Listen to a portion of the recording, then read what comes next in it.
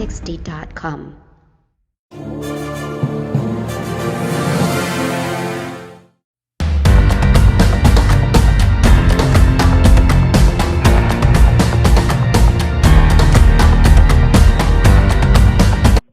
Clarkism, Thoughtful Thursday by the creative thought scientist. A dime a dozen? We've all heard that before, but here's the thing. Good people are not a dime a dozen. They are the key to your organization's success. Find them and hold on to them. Good people. Go get it. I'm your guy, D. Clark, motivated and blessed. Soak it up. I am. Relax. Reset. Rejuvenate. Go to our link right now to restart your life. TheRewindSports60.com. What are you waiting for? Hope to see you soon. The Rewind Sports 60.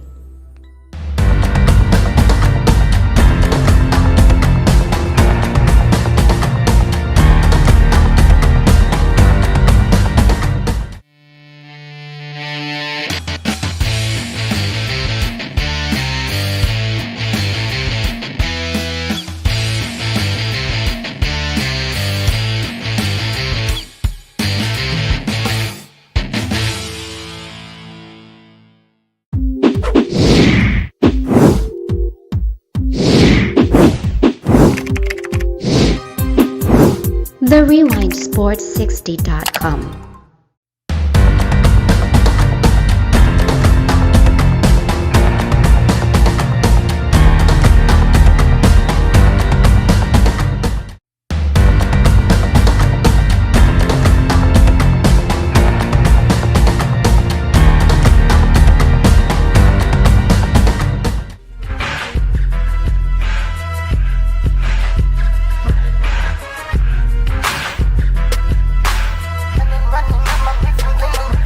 It's the freshest radio show in town.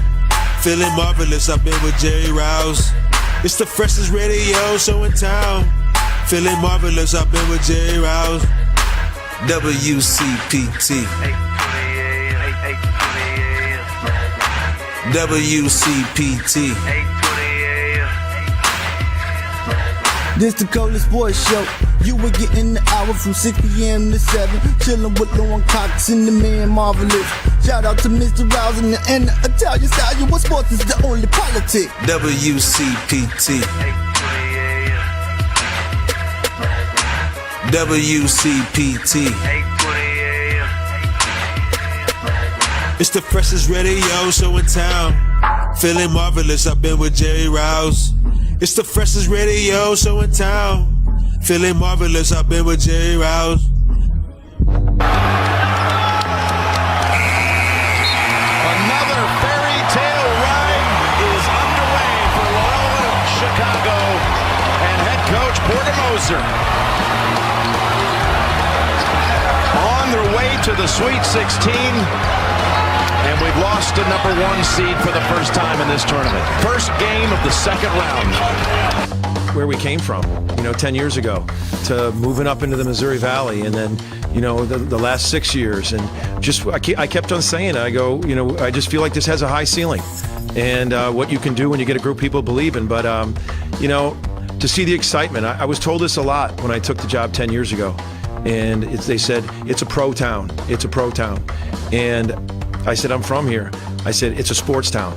It's a sports town. They love their sports. And watching the passionate fan base with Illinois and what they've done all year, it's great to see the programs here get excited about it, and to see Chicago get behind our team. They've embraced us for years now, and it means a lot. Wanted to be relevant. You want to have the excitement, and basketball is very rich traditions in Chicago and the state of Illinois. And I thought today you saw 2 ranked teams go at it, and but it means a lot for Loyola. Where we were to where we are now, and we're not done. So it means a lot. We're on a mission from God. Welcome, everyone, to another edition of the Rewind Sports 60. We're streaming live on Facebook, broadcasting from the world's famous illustrious studios of WCPT 820 AM in the beautiful, beautiful city of Chicago in the outstanding neighborhood of Jefferson Park. Ladies and gentlemen, this is another edition of the Rewind Sports 60, and the head coach for your Loyola Ramblers, Porter Moser, said it. This isn't a pro town. This is a sports town. Congratulations to the Rambling Ramblers moving on to the Sweet 16 in the March Madness NCAA tournament, ladies and gentlemen. And we are so deeply sorry for Illini Nation. This is March Madness, but for teams like the University of Illinois Fighting Illini, teams like the Ohio State Buckeyes, teams like Texas, the Longhorns, and many other, it's better known as March Sadness. This is the fastest hour in sports conversation. Our number here is 773-763-9278, 773-763-WCPT. Jerry Riles, and let's go to our esteemed panel, ladies and gentlemen. You love her. She's fantastic. She's outstanding. She's dynamic. She's beautiful. Witty. She's intelligent. And she can do some sideline reporting as well. Ladies and gentlemen, she's the co-host of the Rewind Sports 60 here in studio. She's the one and the only. She's Lauren Cox. What's up, Lauren? How are you? Well, she's disappointed today because you know what I said. I said my biggest nightmare would be if these two teams would have to play each other. And lo and behold, my biggest nightmare came true today. But you know, it was an interesting game. Can't wait to get into it. But March Madness has been fun and a great relief while we're going through this worldwide pandemic. Yeah, I mean, March Madness, thank goodness. And unfortunately, there's one team for sure, but maybe there are a couple other teams that had to bail out because of the virus. But ladies and gentlemen, he's not over at Wrigley Field. Not quite yet. He may be one of those 82, 83, 8500 people over at the friendly confines when baseball regular season starts. He's not over at guaranteed rate to see the future World Series champion Chicago White Sox. Ladies and gentlemen, he's not even at the United Center to watch the Bulls take on the Detroit Pistons tonight over there on West Madison Street, or the Blackhawks. He's not even over at Wintrust Arena to watch the DePaul Blue Demons, who are looking for a head basketball coach. He's in the studios. You love him. He's the marvelous one. He's Dan Marver. What's up, Marver? How are you? Fine, Jerry. How are you? I'm doing good for the most part. Hey. Well, the final score was Loyola 71, Illinois 58. They led wire to wire, and you heard from Jim Nance and Porter Moser. Who was the third one? Was that courtesy CBS? Yeah, was that Sister Jean? Was the last one? Sister Jean. Yes. 101 years of age. Yeah, she was in the building.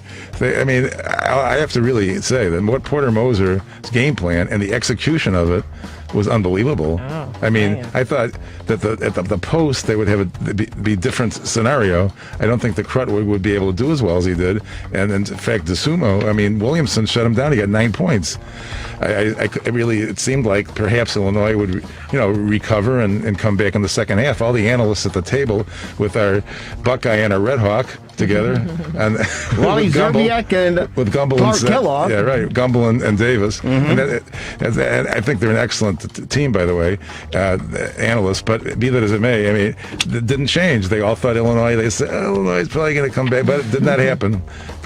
And Baylor won today, but there were other things. Ohio U defeated Virginia. Yeah, congratulations. The little MAC, and they were the number 5 seed in their own MAC tournament. So if you get hot at the right time, this is what happens. It's just a one game, so anything can happen. And with the possibility of people being sick now, Virginia Commonwealth, you mentioned, had a bow out of the tournament, unfortunately. Yeah. And hopefully there won't be any more now. No, it's unfortunate for those teams. And their coach, their head coach, he said, hey, you know what? The kids did everything they were supposed to do. They followed protocol. Sure. They were responsible. So don't get the idea that they were being irresponsible. No. It's just that someone came in contact and that's all it takes is one, and that's all she wrote. And unfortunately, they had to bail out. That's right, Jerry. And there's a little bit of confusion. A lot of people think that the next round is Thursday, Friday, but it is not. Right. The next round is Saturday, Sunday, and then the Elite Eight is Monday, Tuesday, leading up to the Saturday. In the past, it's been all different, obviously. Of course. But Loyola's next game will be Saturday. They're going to play games, a doubleheader on CBS at 1, and then at night at 6 o'clock on TBS. So they'll be in one of those windows on next week. And I actually like the format that's laid out now, because we have games tomorrow on Monday. Right. As a matter matter of fact. right. Yeah. So I actually like it that way. Sure. For the simple fact that we're kind of like in limbo. Of course, we have pro Right. sports. We talked about the Bulls, the Blackhawks, and National Hockey League is going on. But on a Monday night, we don't have Monday Night Football, and the Bachelor is over with, so Right. there's nothing to watch there. So we get an opportunity, Right. Lauren, to watch some college basketball. So I actually do like the format. The unfortunate and disappointing thing regarding this tournament, the Big Ten teams. Oh, yeah. I mean, we're supposed to be the big house, the power, the big conference. I mean, we just kick everybody in the ass. We get 9 teams in there, and then what happens? The rest of the country said, "Oh, you know what? We can play basketball too." Iowa's still alive, Maryland and Rutgers, but Michigan, but that's about it. Yeah, I mean, it's ridiculous. And of course, it started with Michigan State, the play-in game on the Thursday night, and Coach Tom Izzo. That was a buzz all around social media. Well, he's pulling his star player more as they go into the tunnel at halftime, and there were two different sides to this story, Lauren. I'm watching, was it a TBS with Kenny, Ernie, and Chuckles, and Charles Barkley is like, hey, you know what? That's basketball. You don't walk away from your parents. You don't walk away from your coach. Kenny Smith is like, hey, wait a minute. You don't grab a kid like that. You're not allowed to be pulling on a kid's jersey like that and pointing that finger and yelling at him. Unless you're Mike Ditka or Knight. Exactly. So there are two sides to this coin, and I think old school athletes, old school sports fans, they side with what Charles Barkley said, hey, you respect your parents, you respect your coaches, and you don't walk away. You don't ignore them. Yeah. But new school, I think, they say, hey, wait a minute. You can't grab me. You can't touch me. But that's Tom Izzo's style, if you've been watching Michigan State basketball. What do you take from that, Lauren Cox? I think it's interesting because I don't know if you guys know, like the gospel single Kirk Franklin. Yes. He cursed his 33-year-old son out, and his son posted it. And I saw it on Tamara Hall's show. Absolutely. I love you, Tamara. We miss you here in Chicago. Come back. We miss you, girl. And so, that was the debate. These adult children, and, sometimes your adult children make you mad, and you want to just go off on them, and, it's totally inappropriate. No way in the world should these times are different. Times are different.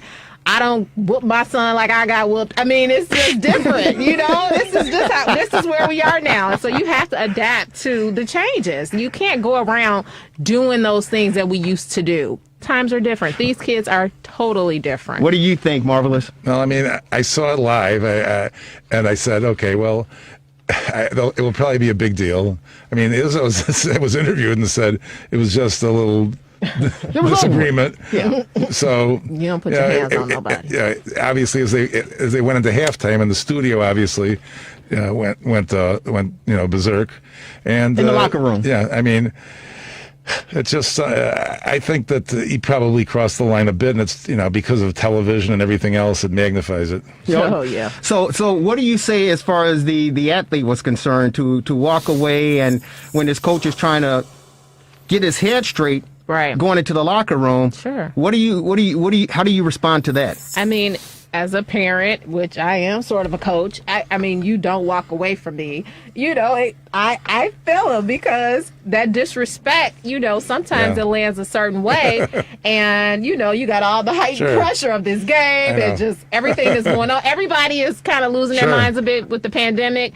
You got to be careful. You just you can't pop off like you usually do. So I definitely I mean, Draymond Green said that's what winning looks like. And then a former player, Brandon Wood, said it was one of the parts of Izzo's coaching style he respected the most. That situation going into the tunnel was nothing. He allows his players to challenge him, and he's coming right back at you. I bet he was hype after all that. See?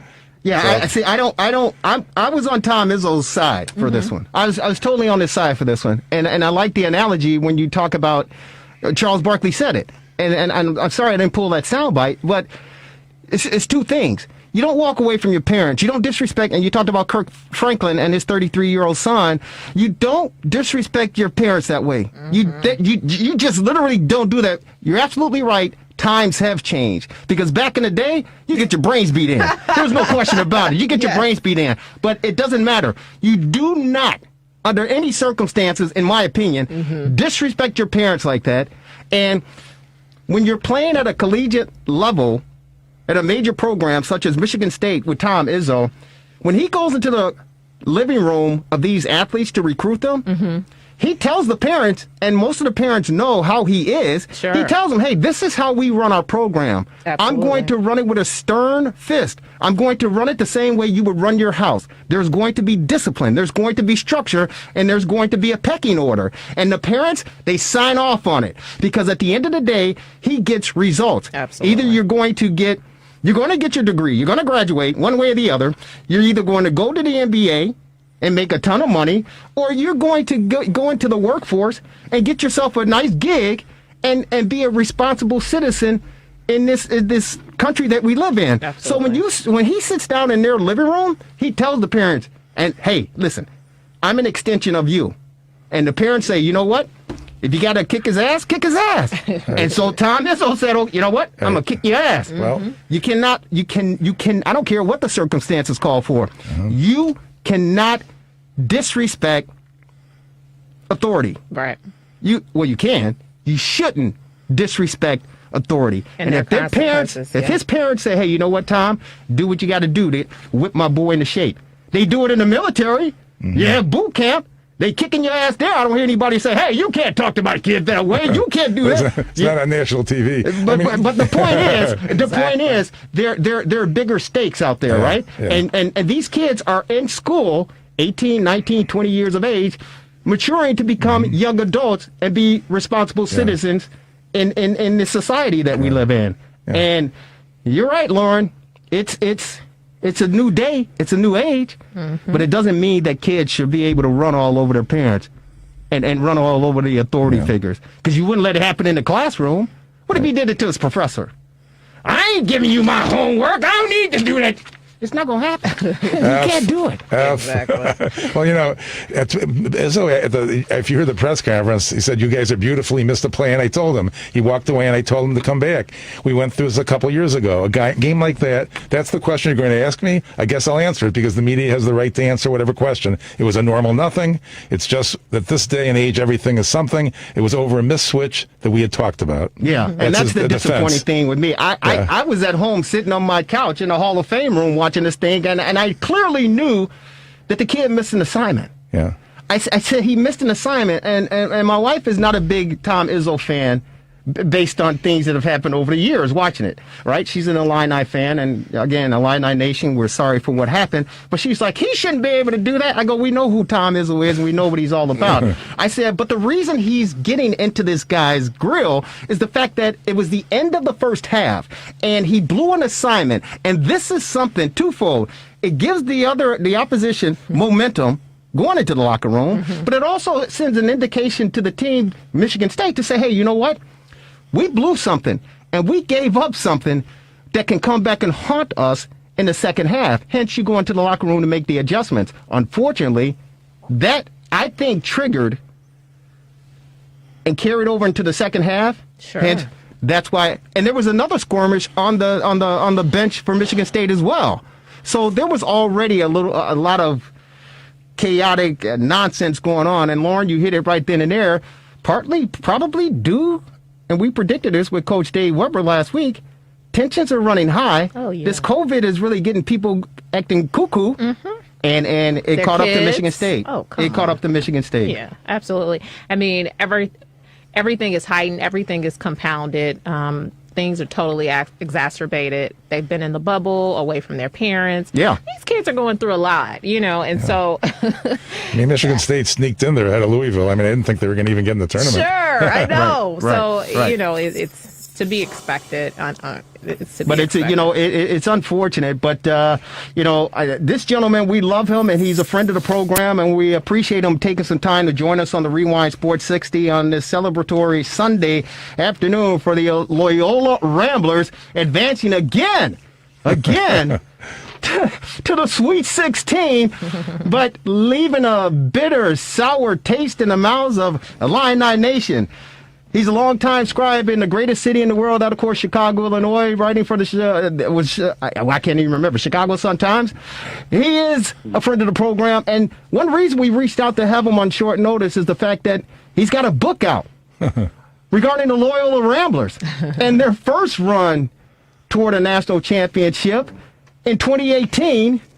And who knows? They're going to try to go even further in this year, ladies and gentlemen. He's on our TRS60 hotline. He's the great Fred Mitchell. Fred, how are you? I'm doing great, Jerry. How are you? Hey, man, I think as far as I got on two hats. I got on the Big Ten Illini hat, which I threw over in the corner, and I got on the Loyola Ramblers hat, Fred Mitchell. They're doing it again, my good friend. They are doing it again. Your thoughts on the victory of the Ramblers knocking off a very, very tough Fighting Illini basketball team? Well, I think Loyola surprised a lot of people because we had heard so much about Illinois and being a top seed and a potential national champion. The Illini certainly were favored, but Loyola controlled the tempo, controlled the boards throughout, showed a lot of poise, great teamwork, and really deserved to win the game, frankly. Yeah, they certainly deserved to win the game, and we heard the comments of Porter Moser opening up the show. And the interesting thing that I found regarding the game plan for the Loyola Ramblers, first of all, the scouting report, they did a heck of a job. They did a heck of a job, and the fact that Porter Moser got his boys mentally focused to take on this very, very talented, deep Fighting Illini team, they came out slugging, and they never relented on that approach. And it was a clinic. It was a clinic put on by the Loyola Ramblers. And one reason I say that, Fred, is the fact that, again, with the scouting, but they matched up very well with this Illini basketball team. Did you feel that as well? I did, and one of the sometimes underrated, underestimated quality of a winning team is defense. And Loyola really tightened the screws defensively, both in the backcourt and the front court, and caused Illinois a lot of problems in getting organized offensively. So that's the one thing that Porter Moser has always preached. And, whether you're making your shots offensively or not, good, solid, aggressive defense can take you a long way. And today Loyola had both things going for them, the great defense, and they were hitting their shots as well. So they really caused Illinois a lot of problems in getting started in their offense, and a lot of turnovers, and Loyola controlled the rhythm of the game, and that's one of the things that they pride themselves on throughout the year. It's like you're going to play to our tempo, and whether you like it or not, and that really caused Illinois some problems today. Hi, Fred. Lauren Cox here. It's widely believed that player retention is one of the most important things in college basketball. Loyola's top 8 scorers were in the Ramblers program last season. Can you speak about how important player retention is, and what do you think that provided in terms of an advantage with them and the ultimate win that they had today? Yeah, it's a good point, and I was thinking about the same thing a little while ago, how important the fact that Loyola has, a guy like Cameron Krutwig who's been in the program all 4 years. He experienced the Final Four season as a freshman and has had that experience throughout. I think in college basketball more and more, where you see some of these so-called upsets involve teams that have had players playing together for 4 years and show a lot of poise and the knowledge of the system that the coach is trying to teach them. So I think that's a big factor for a school and a program like Loyola. Mm-hmm.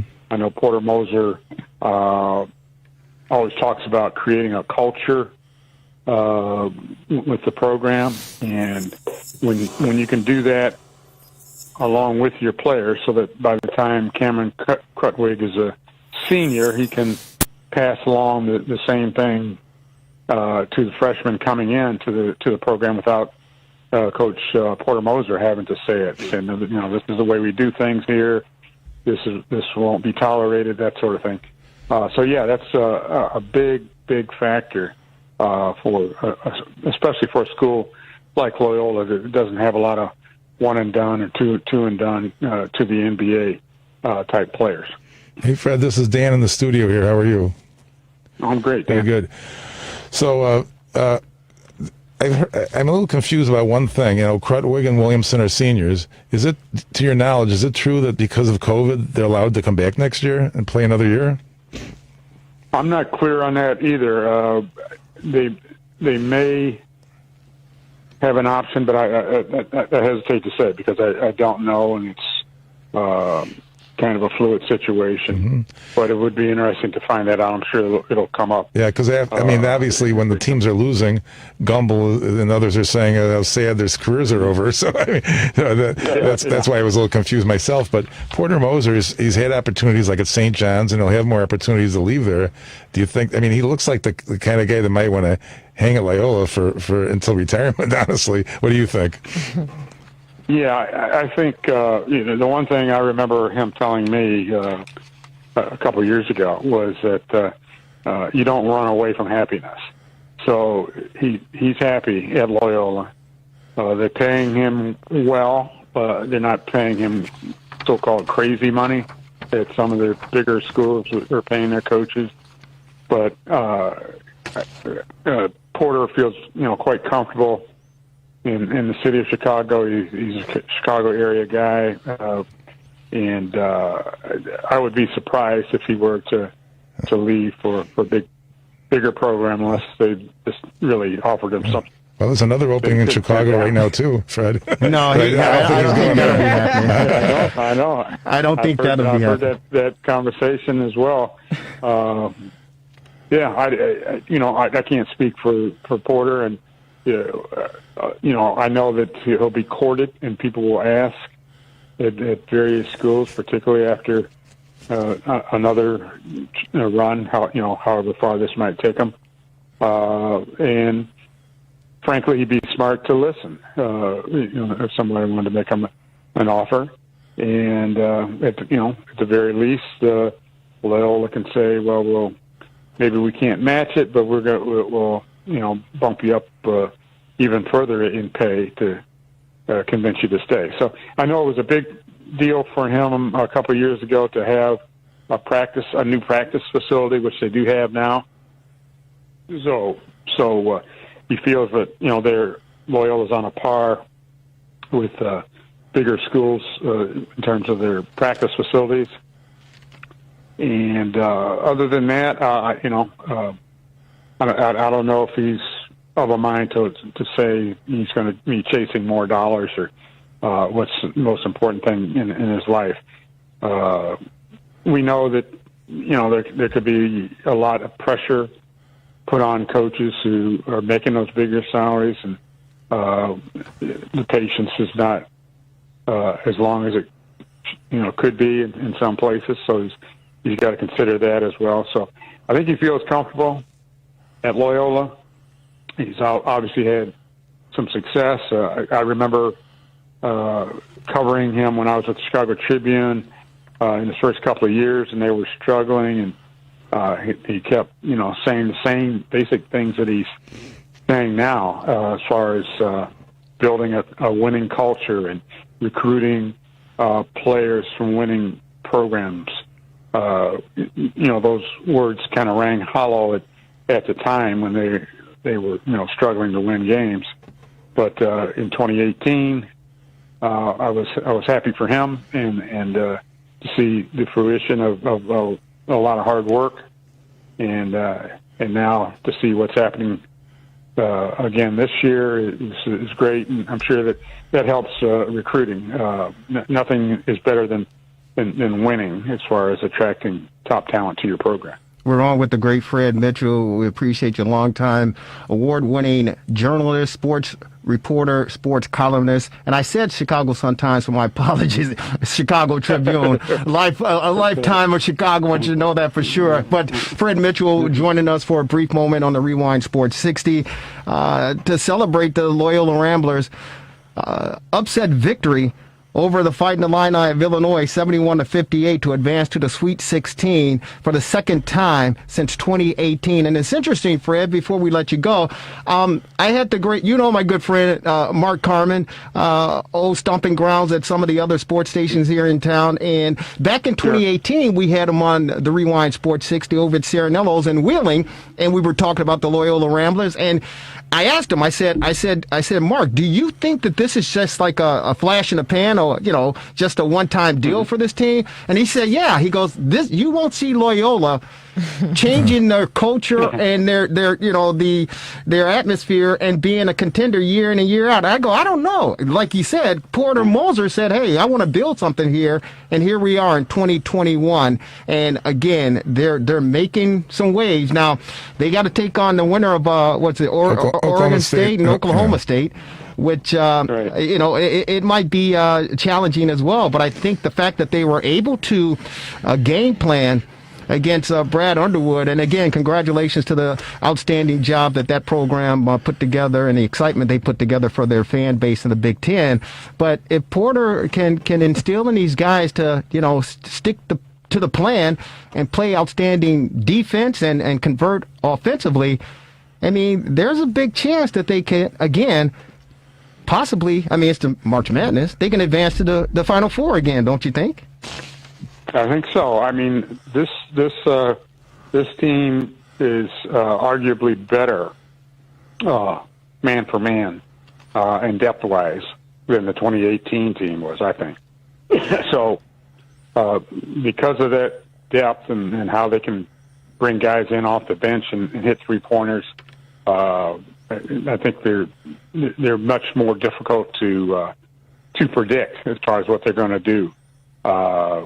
Like you said, Porter Moser has done a tremendous job of preparing the players, and there are enough veteran players, seniors, upperclassmen, who are sort of like coaches on the court, and you don't see them beating themselves too often. You don't see them turning the ball over a lot, making poor decisions, and that's all you can ask for as a coach. A coach can't go out there and execute plays, but he can emphasize the importance of good, crisp passing and moving, to the ball, helping out on defense, putting pressure, all those things are hustle plays. That's what they do for the entire part of the game, and I kind of think that they have enjoyed the role of the sort of the underdog. Mm-hmm. I won't call them a Cinderella anymore, but just an underdog. I think going into this game against Illinois, they had a chip on their shoulder, and we saw Sister Jean's pregame prayer message to the players, and they adhered to that, didn't they? She said, "Let's get on top of Illinois early, make them nervous," and she had a few other details in there as well. So that's exactly what they did. There were some times during this regular season where Loyola would start out slowly and then finally pick it up at the end. But if they get off to a good start, they're really, really tough to beat. Yeah, in her prayer, Fred, I think she was quoting the shooting statistics, the 3-point shooting statistics. Yeah. Imagine they had one day to prepare for this. Now they have 5 days to prepare for the next game. Amazing. Yeah. Real quick, she said, she's a special person. She has always texted each one of the players and the coaches after every game, whether it's a win or a loss. Wow. Words of encouragement, go get them next time, whatever. She is really connected to the team, in a practical way as well as spiritually. Fred, and speaking of their talent, some people are saying that they didn't think that the Ramblers were really an 8th seed, and some people are saying that there could be a committee failure on this one. What are your thoughts on their 8th seed in the first place? Yeah, that's a good point. And, that's always a question every year. And it had to have been even more difficult for the committee this year with the COVID restrictions and things of that sort to get it right. So every year there's 2 or 3 upsets, and we've seen several already, right? With Ohio State losing, Purdue, Virginia, on. Yeah. It's just the defending champs. Well, you talk about the Cinderella, Abilene Christian knocking off Texas. They're the Cinderella. Yeah. Yes. So you have a lot of that, and it makes you wonder if did the committee get the seating right, or are these truly wild upsets? So I think overall, I think you can say there's greater parity in college basketball than ever before, and that's a good thing for the sport. It can be frustrating for some fans trying to fill out their brackets, but truly, almost anybody can beat anybody throughout the tournament. Well, it's going to be interesting to see. Hey, Fred, before we let you go, and again, we appreciate your precious time on this Sunday during March Madness, March Sadness for those who have lost. Most recent, the Fighting Illini of Illinois and Illini Nation. You got a book out. You wrote this book regarding the Cinderella story in 2018 for the Loyola Ramblers. Can you tell our listeners where they can pick up the book, where they can find it? Okay, thank you. Yeah, it's called The History of Loyola Basketball, More Than a Shot and a Prayer. And it obviously chronicles the 2018 Final Four march, but also talks about the history of Loyola basketball. And one very significant chapter has to do with the 1963 NCAA championship team that not only won a national title, but broke some racial barriers in college sports in America, with 4 African Americans starting on that championship team, which was something unheard of, believe it or not, back in 1963. And they went on and won, despite a lot of challenges, shall we say, throughout that year.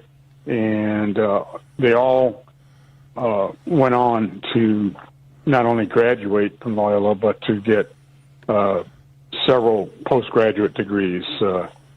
Vic Rouse, for instance, who tapped in the winning basket in the championship game, went on to get 2 master's degrees and a PhD. And Jerry Harkness was the captain. Just a great story that resonates even today, as far as groundbreaking moments of history that a lot of younger people may not be aware of, or not, all the details of it. So I tried to devote a good bit of the book talking about that team. And I know there's a documentary that's coming out soon about the 1963 Loyola championship team and the social ramifications of that team. So I'm looking forward to seeing that as well. Awesome. Again, where can they pick up the book, or where can they find the book? It's a history of Loyola basketball, more than a shot and a prayer. Yeah, I would say the easiest way in this online era of ours is either Amazon.com or BarnesandNoble.com. You can order it that way. The Loyola bookstore has had it, both the downtown and the on-campus store also has it. But maybe the easiest way is to order it online, Amazon.com or BarnesandNoble.com. Fred, here's what Sister Jean had to say regarding the Ramblers. We're on a mission from God. They're on a mission from God, Fred. They're on a mission from God. They're on a mission from God. Hey, Fred Mitchell, thank you so very much for taking some time out to join us and sharing this great victory for the Loyola Ramblers. And hopefully, we'll get a chance to see them next week, and let's see how far they can go for this March Madness, and for those teams that have to bail out, March Sadness. Fred Mitchell, you're always a friend of the program, and we appreciate you every single time. Thanks, man, and stay safe. Thanks, Fred. All right, thanks for having me. Be safe. Take care. You too. He's the best, ladies and gentlemen. Fred Mitchell on our TRS60 hotline, and I tell you, from the victors to the spoilers, and someone's got to win, Lauren, and someone's got to lose. Absolutely. I mean, that's just how sports is, and that's why we love it. That's how we love it. But you know what? As far as football is concerned, I mean, this story took a backseat. It took a backseat, believe it or not. It took a backseat to Loyola Ramblers. Mm-hmm. Thank God the Loyola Ramblers were able to, and again, I'm sorry, Illini Nation, but this story, Lauren, I had to text you this week. I texted you guys this week because Bruce Heron on our TR60 hotline. Bruce, I had to text everybody because when I heard the announcement, I got a notification on my phone. I swear to you, I almost went on the top of my roof and did a somersault to land on my neck because I couldn't believe that they did this. Ladies and gentlemen, on our TR60 hotline, you love him. He's a friend of the program. He's number 51 in your program. He's number 1 in our hearts. Former outside linebacker for your Chicago Bears, Bruce Heron, our TR60 NFL analyst, joining us on this TR60 Sunday to talk Bear football. And Bruce, help me. Say we're just dreaming, and I'm going to wake up in a second. Tell me we're just dreaming. The Bears did not just sign Andy Dalton as a starting quarterback for our 2021 football team. Say it ain't so, Bruce. Say it ain't so. I can't tell you it ain't so, man. I'm in a position now, Jerry, where it is soaked in for a number of days, and I still don't believe it that out of all of the quarterbacks that were available, this is what we got. But there's got to be a reason for it. It does. And, I don't understand it. Ooh. I don't understand it. But they saw something in Andy Dalton during his 1-year stint with the Cowboys that they believe that he can take them to the promised land. Where's the promised land, though? They going to a different promised land because it's not the one that everybody else is going to. I know, man. I know. I just, I was a little dumbfounded when that happened. Let me tell you something. Social media here in Chicago blew up. Yes, they did. Blew up. Yes, they did. Can you blame them? It blew up. It was unbelievable. Michael Wilbon on Pardon the Interruption went off. Stephen A. Smith was like, what the? Everybody, Mike Greenberg on Get Up. Everybody, because no one understood this, Lauren. Unloaded. How about nobody understood it, Lauren? Absolutely. Hey, Bruce, Lauren here. So, hey, Lauren, how you doing? Not too good, as you can imagine. When we interviewed George back in January, I asked him a question about, the quarterback, what does the future hold for our quarterback? And nowhere on earth did I think that Andy Dalton would be anywhere in the conversation and let alone be the quarterback. I know, man. And then they also let go of Fuller and just a number of, and they're saying possibly they're going to get rid of Hicks as well. So I want to ask you, what do you think the implications are in terms of Nagy and Pace? Because they're sealing their deal on Andy Dalton, essentially. What take us in their minds right now? Because, we talked to George. We kind of got our own idea of what ownership is thinking. But, these guys, their jobs are on the line. What do you think that they think about Andy Dalton as their quarterback? I don't know. I really don't know. I've searched high and low to come up with an explanation with all of the guys that were available, and Andy Dalton is the chosen one. I really don't know, but I can tell you this much: they have got to be thinking that the quarterback of the future is in the draft, and that's what they're going after. And, but they did that, 4 years ago? And we still came up in it. And, so, I don't know, man. And when Russell Wilson's name and Deshaun Watson's name were tossed around, and that the amount of capital that would have to be given up in order to get one of those guys, that wouldn't have been a smart move either. But then not only the quarterback situation, we got Akeem Hicks that you're talking about giving him the green light to go out and seek a trade. Mm-hmm. How's Akeem Hicks going to go out and seek a trade? Oh, no. Jesus Christ! I don't understand when you say that. That's just loud talk. They lost Kyle Fuller. Yeah. Yeah, and let Kyle Fuller. And we still got Jimmy Graham. Well, see, I kind of understand. I kind of understand the Kyle Fuller move because, again, you talked about the salary cap. It's set at what, $182 million. So they had to make room. I understand that, and we still got Jimmy Graham though. Well, I don't. Take that well, off the cap. Jimmy Graham is kind of like a coach on the field for our boy Cole Kmet. He's like a coach on the field for Cole Kmet at the tight end position, and that's an area where the Bears have been struggling. But for $10 million, though? No, I kind of see that. I get it, but the Bears they're banking on these young kids that they acquired last year, right? And who showed some promise. And they're saying, based on the money that we have, these are the things we have to do. And, Kyle Fuller, I guess he got picked up by the Denver Broncos for a 1-year deal. So I understand making room for the cap space. But here's what scares me, Bruce, is the fact that, yeah, and I get that. Okay, Russell Wilson, the Seattle said, hey, you know what? He's not available. And so I get it. I get So that. I And think that they was a don't smart want to step. wait for Deshaun Watson, and now there's a bunch of stuff going on with Deshaun Watson that they're digging up because of his position on him, personal assassination attacks, in my opinion. But I don't know the story behind everything. Man, that's crazy. That's ridiculous. crazy. It's ridiculous. Yeah. But what scares me about this regime, you talked about Nagy and you talked about Ryan Pace and George McCaskey, is the fact that I don't trust them to make a solid decision. No. I don't trust them to make. They're talking about we're waiting for the Phillips, draft. don't We're waiting for the forget him. draft. He's the man. Well, he's the bean counter. He's the bean counter. So I get that. He's probably telling them, "Hey, this is all we can spend. Go figure out what you can do."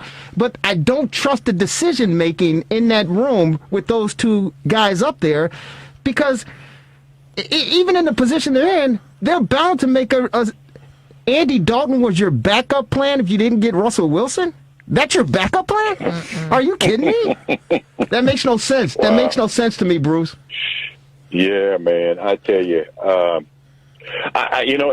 they've got some holes to fill, man. They've got to address the offensive line. They need a tackle or two. And I just, offensively, I just thought that they were going to go out and get a quality quarterback, maybe even draft a quarterback in the first or second round, a second round or third round. They can get a quality quarterback and see how it works out. And then if it doesn't happen, then next year, let's go get another one. They got to keep with the luck that we've had with quarterbacks. This team, I've heard one of the commentators this past week talking about the Bears. It wouldn't be a bad thing for the Bears with the kind of luck they've had with quarterbacks to every year draft a quarterback, whether it's the third, fourth, or fifth round, just draft a quarterback. And and I don't know, man. It's just puzzling. It is. It's really heartbreaking because I think the big problem with the Bears last year was a quarterback situation. But the biggest part was the defense didn't play up to their capabilities, and I was not a Pagano fan, and he was not getting the best out of his defense, and I was so glad for when it happened that he resigned and decided to retire, and then the say comes along, and I think that from what I've heard of him, I don't know much about him, but what I've heard, he's a really smart guy, and he knows how to get the guys to play. And if we can get our defense, back in the top 5 in the league, I think it will give our team a chance. But as we speak, man, I tell you, the quarterback position, oh my God, it's painful to watch. Yeah. It's just painful to watch. And we still got Foles on the roster. So. Yeah, but I hope history repeats itself. They brought in Mike Glennon in 2017 and then drafted Trubisky at number 2. So, I'd like to see them get a quarterback in the draft. Now, Dalton is 33, but he's actually played 142 games over 10 years, and he got the Bengals, you can believe it, to the playoffs his first 5 years. So his best days are probably behind him. But, I can't figure it out either. I'm not saying Andy Dalton is a bad quarterback. We all were expecting something better, something bigger, something bolder. And when it didn't happen, I think that is what people are so disappointed in. And so I don't know, man. Evidently they've got a plan. I don't know. They're not sharing it with us, but there's a plan. So there's got to be a plan. Yeah, I mean they do have a plan, but again, I say it's not the right plan. And again, if you telling us that you're going after Russell Wilson, you're saying you're pursuing Russell Wilson, hard, and then Seattle pursuit, and then Lauren, then Seattle goes, well, you know what, we're not going to trade him. Then you go, okay, you're not going to trade him, okay. Let's get Andy Dalton. If that's your backup plan, that's a bad plan. That's a bad plan. That's like me saying, okay, I want a Lamborghini. I'm getting that Lamborghini. Well, sir, the Lamborghini is gone. Okay, well, can I have that Volkswagen over there? No. And no offense to the company of Volkswagen, but the point of the matter is, you don't scale down that much when you have a solid plan in place to get your team back into the winning ways. They knew they weren't getting Russell. Listen, nothing against Andy Dalton. They knew nothing against Andy Dalton. But he is not the solution for this team. If that's the case, and Lauren, I hate that I may even say this. But if that's the case, you should have just kept Mitch Trubisky. Yeah. I hate I said it, but you may as well just kept Mitch Trubisky. He shuffled off to Buffalo where he isn't going to even start. Yeah. Hey, man. Bruce, we just had to get you on it and just pick your brain, bro. And just beat you up, Bruce, because you were supporting those people. Talking about, I know them. They want to win. No, they don't. They want to win, but they don't want to win a Super Bowl. That's the problem. There you go. They want to win. We don't know what they want to win, but it ain't the Super Bowl. We surely know they don't want to do that. That's what I became president to after that interview. Hey, man, couple things before we let you go. I want to apologize to you guys because I know you were expecting Bruce to have something great to say and this great plan that the Bears are on, but you know what? I apologize. I don't have that. I'm as befuddled as you guys are. No, you don't have to apologize. Hey, we're thankful because this is our motto here is real sports, real talk, just plain real. And you're certainly keeping it real, Bruce Herron. So we appreciate you for that. Hey, and talk about real. This guy's not being real, Bruce. It's our good friend Henry Hackney. This guy just texted me. He just texted me. He goes, I don't care what you. He goes. I don't care what you guys say on the rewind. Bears going to the Super Bowl. He said, okay, let's stop drinking this Mad Dog 2020. Exactly. That's your boy, man. That's your boy. That's what we all need after this Bears week. He's not drinking Mad Dog. I got to talk to him. That's the Bears for you. Hey, Bruce. Hey, man. The family doing okay? Everybody's doing great, man. Everybody's doing great. Well, that's great to hear. I couldn't ask for it to be any better. That's great to hear, and let's hope that we can get this beautiful country that we live in, as dysfunctional as it is. Let's hope we can get back to some sense of normalcy as well. But thank you as always, man. Thank you. All right. We appreciate you taking some time out. Take care, buddy. Take care. You're welcome. Bruce Herron on our TR60 hotline, ladies and gentlemen, joining us on the Rewind Sports 60, talking Bears. Andy Dalton. Before we go, one thing I wanted to throw out real quick: E.J. Liddell with the Ohio State Buckeyes. Yeah, why did you do that? No. Lauren, your thoughts on that? It was sad. And when he sent the tweet out, my heart ached for him because you could just tell how he was disturbed by those comments that he received. And he basically sent out a tweet. And his tweet, when he sent that tweet out, he said, honestly, what did I do to deserve this? I'm human. And, everybody who doesn't know, you can definitely just Google it and see the harmful, harsh horrid remarks that people made. You know, this young man scored 23 points. He grabbed 14 rebounds, and he still got death threats. He's but he 20 missed years a free old. throw. Yeah, you know, utterly ridiculous. At the end. Yeah. But this is what our country has come to. No civility, no respect, no decency. Cowards. These are kids. You're going to put this on the World Wide Web?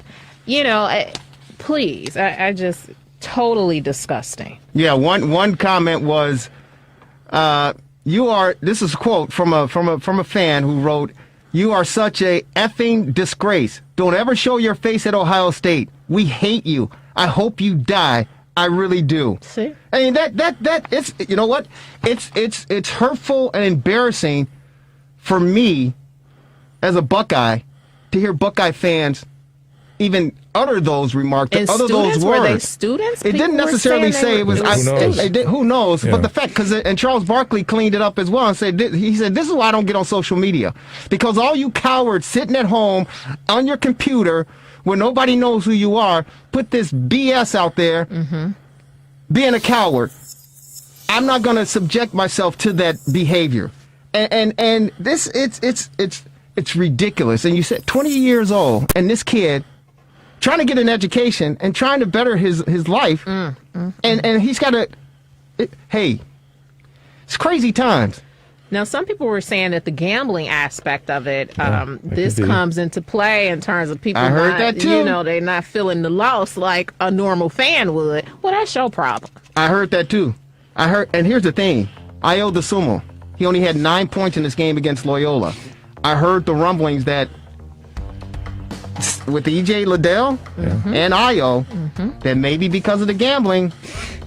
I'm not saying that. Right. That they did something. That's something through the game. Because Io had 6 turnovers in the game against the Loyola Ramblers. They played stellar defense against them, but you wearing that mask and you say, "Hey, is he the Black Mamba or he the Mask Mamba or whatever? What do you call himself? Whatever the case he called himself, he didn't step up." Any closing thoughts before we get out of here? Yeah, I mean, one final thought on Loyola. It's amazing. The thing to me is, I mean, there's only been one other tournament since they were in the Final Four. So it seems like just yesterday they play an arena that doesn't even have 5,000 people, and they're not even on local radio. I mean, it's an amazing story. I mean, it's unbelievable. Yeah. And Porter Moser said, "Hey, listen, this isn't a pro town. This is a sports town." Absolutely. God bless them. Congratulations to the Ramblers as they move on to the Sweet 16. And they'll be in the Elite Eight by next week if all goes well. Thanks to our guest, Fred Mitchell, the great award-winning sports journalist, writer, columnist, joining us on the Rewind Sports 60, and former Bear linebacker. Of course, Bruce Herron. Thanks to you guys, Lauren Cox, and of course the marvelous one, Dan Marver, and our fantastic producer, Devin Tingle. It's been another edition of the Rewind Sports 60. Folks, have a great rest of your Sunday. Enjoy the week, and we'll see you next time right here at WCPT 820 AM.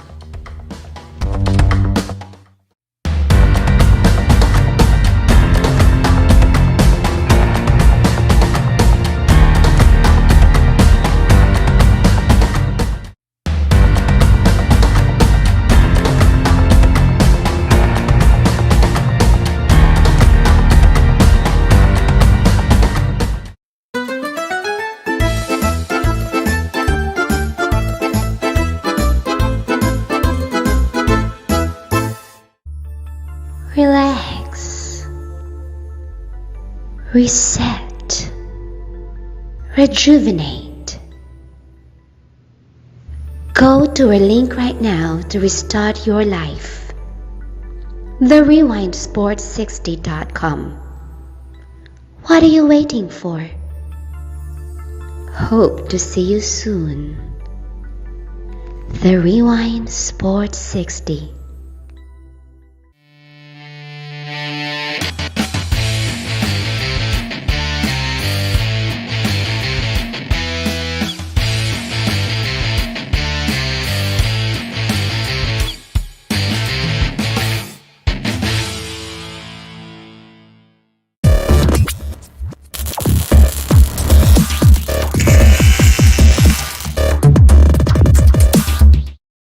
Congrats on the deal. I'm curious what your personal reaction was to getting the reward for last season, and then when you reflect back on last year, just kind of what you take away from being able to find that comfort zone for a very long stretch of time.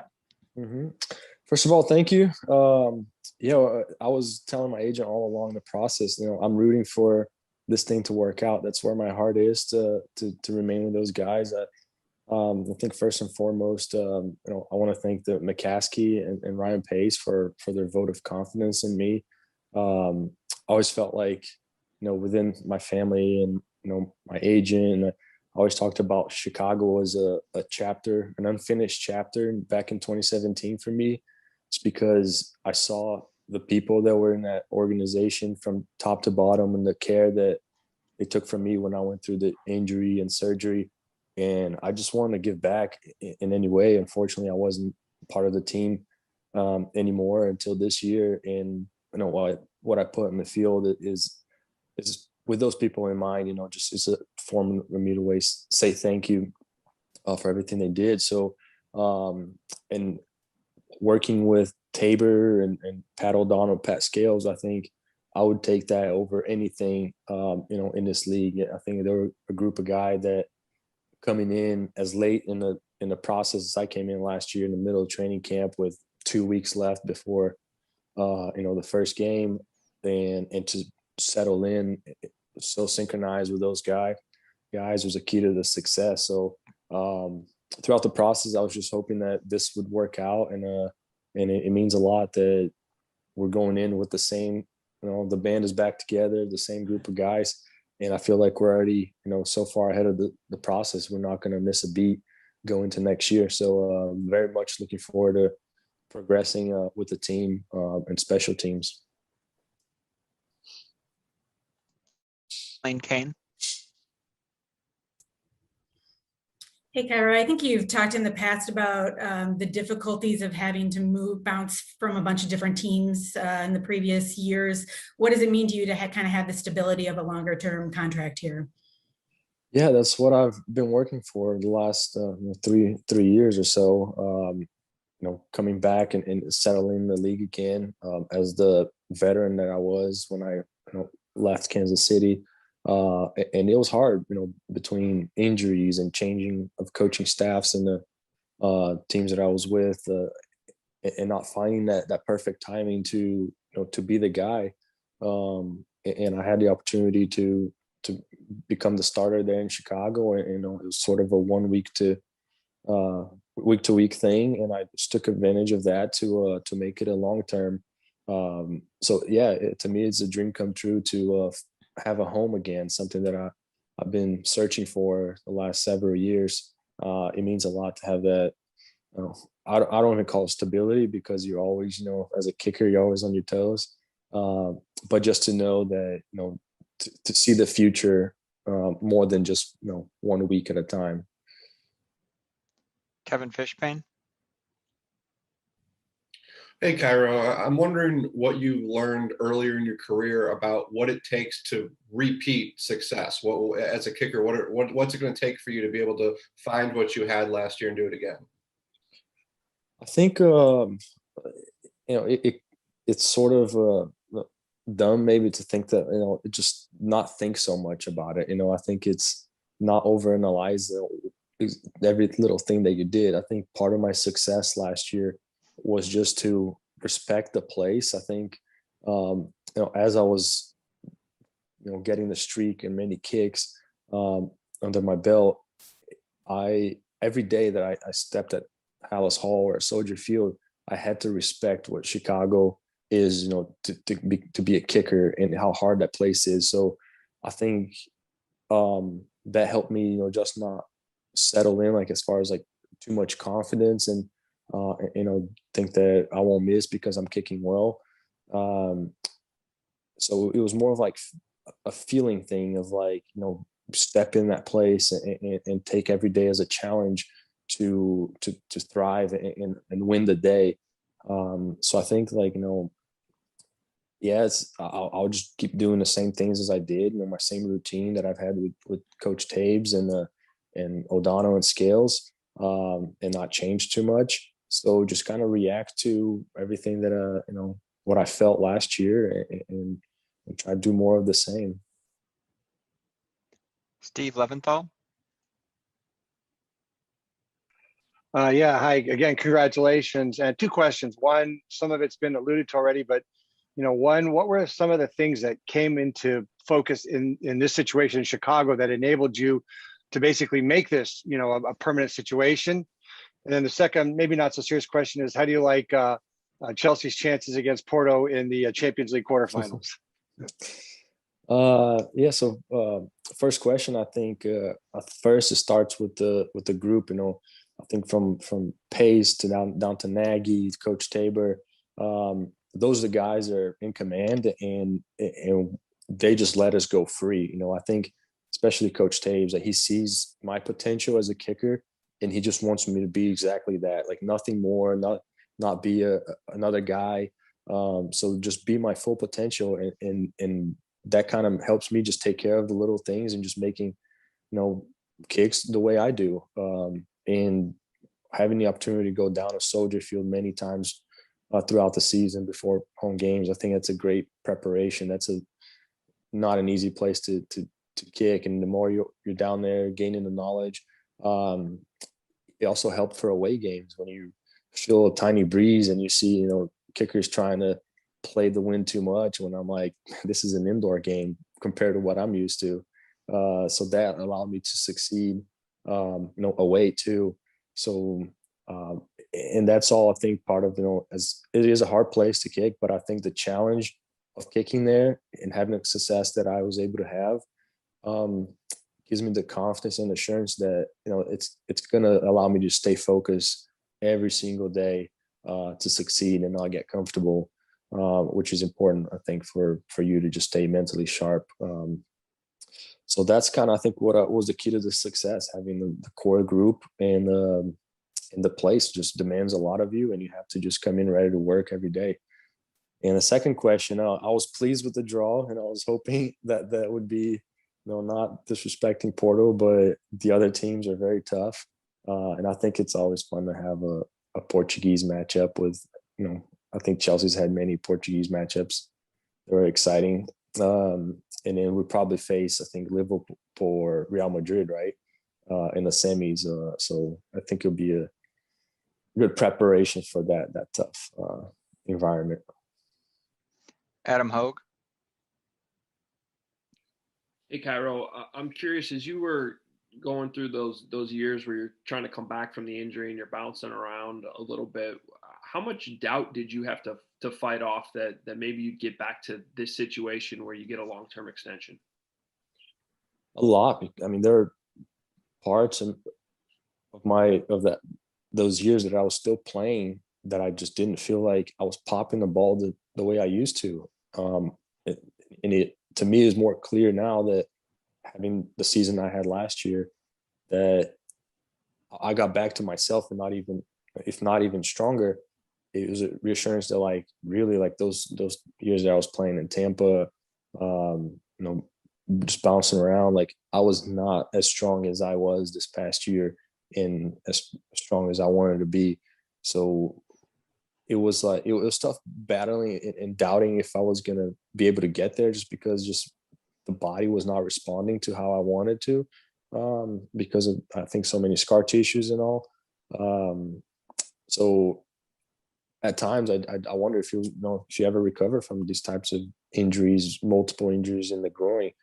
And I think there's hard work and dedication and strength and everything. And I think the mental work too, to just allow your body to push to the limits to get it stronger and break up those scar tissues. It allowed me to get to this place. So a lot of it wasn't if I could still, be the accurate kicker that I once was, or the strong. It was just like, if my body was going to allow me to, that's going to be a big disappointment if I just couldn't get over that hurdle, which I did. And I feel stronger than, the injury itself, and physically and mentally as I ever was. So I think I overcame something that it was more physical than mental. Just a quick follow-up. Where were you in that whole mindset last year when you signed with the Bears? Because you were unsigned. Did you think you were going to get an opportunity, and where was that confidence level at that time last year when you signed? I think the biggest challenge was like, the whole COVID and NFL wasn't allowing workouts. So you just like, when is that going to come, or is it going to come this year? It was so unsure how the process was going to be for free agents. So, and I think it was scary just to like see how everything was going to work out for the veterans. If maybe more rookies were going to be called, for those kind of backup kicker roles that many teams had for COVID. So just so many question marks. In the year that I, really just one game I had with Tennessee last year that cost me my job, was going to be the, maybe the last thing that teams were looking at. So I got a chance to, as soon as workouts were allowed, I got a chance to go to San Diego and do a Coach John Carney kicking combine out there. And the Bears were one of the teams that were present. And I had a great day. That was the opportunity that for all those months from I got released till that was back in, I think, July.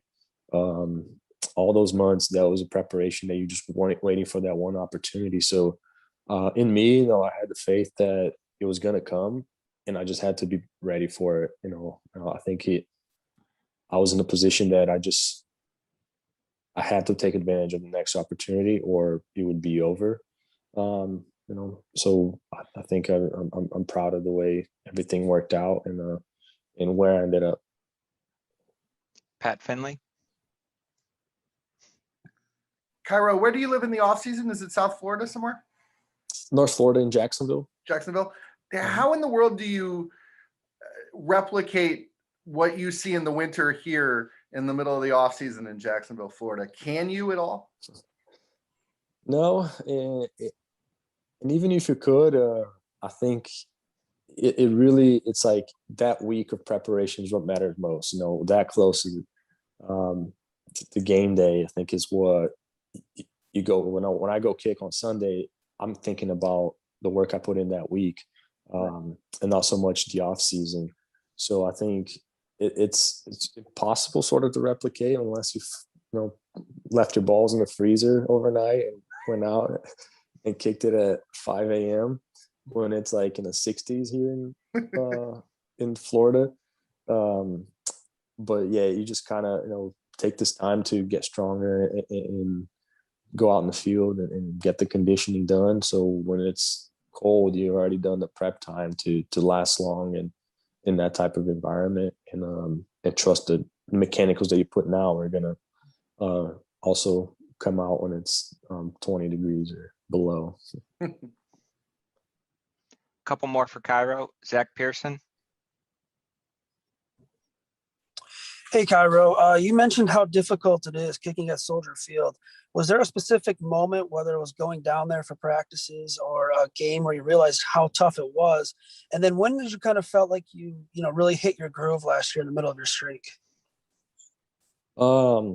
Yeah, I think early on in the season, I think Soldier played tougher the days that we went out there. I remember having this conversation with O'Donnell, and he's someone that I always try to listen to for advice in Soldier, for the experience that he's had. And there's a day that was playing really tough, and he just said, some days you step in here and you just have to respect the place and say, Soldier, you won today, but you're not going to win tomorrow. So you just kind of, and it's sometimes you're just kicking so well, but like the wind just kind of does its thing, and I think the grass plays tough too, and you kind of have to adjust that. But I think I started to really hit the strides after maybe the game winner against the Bucks, and going next week. I think it was the next week. Then I had my career long 55, and then the following week I had the game tying against the 51 against the Saints. So those kind of things just lift you up, to do in those types of moments. And the point where I was at to kind of I had to show something in my career. I think it was something that lifted me a lot, and I just had to kind of stay locked in to keep adding up those moments. Mark Grody.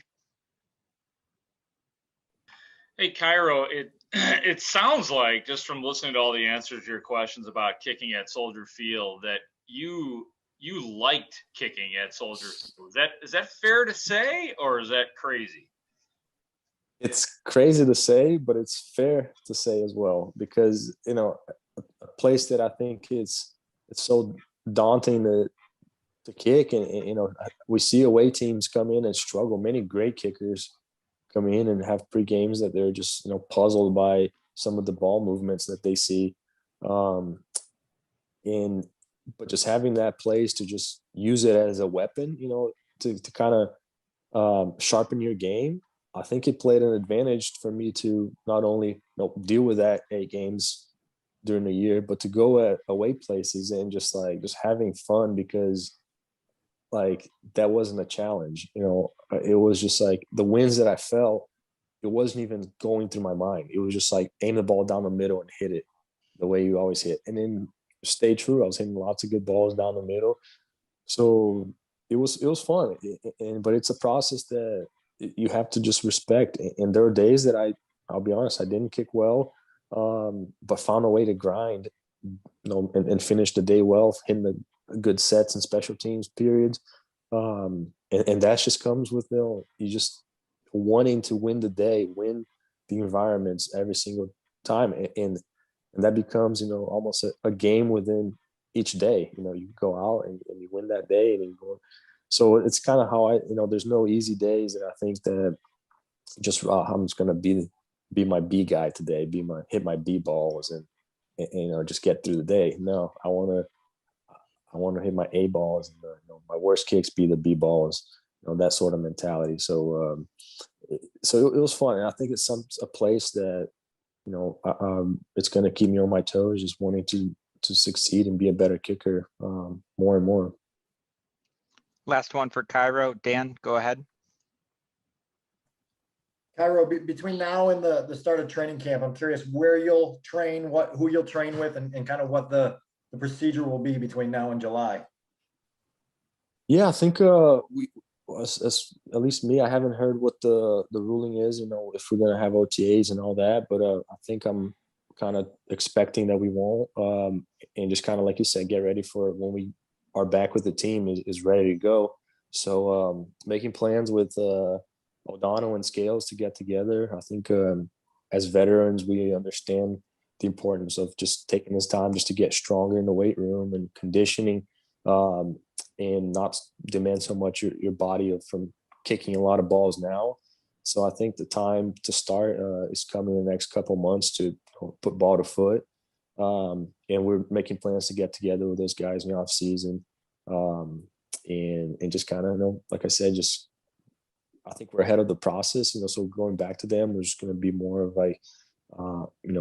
getting your feet wet and ready to go, because I think I already in my mind I visualize what a Pat Scales perfect snap is, where a Pat O'Donnell hold is, and I just swing through. Making plans to get ready to go. Those guys were both free agents also, so I imagine you celebrated a little bit when those deals came through as well. Absolutely. I think it was a scenario that I wanted to happen, from when we left our exit meetings and stuff.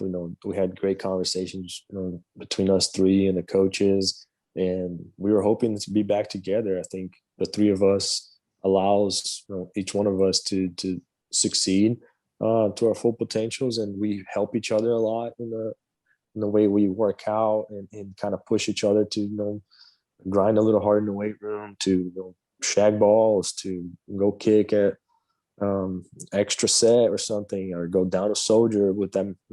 It's an hour there, hour back, and we go with the mentality that we're excited to go there and work with each other, and not so much of a hassle of making that trip, especially for them who they've had great success in that place. And it was more for me, I felt like, for the kicker, but they appreciate the work too. So I think it was very exciting. I think I had a tear in my eyes of just happiness having those guys together in the locker room.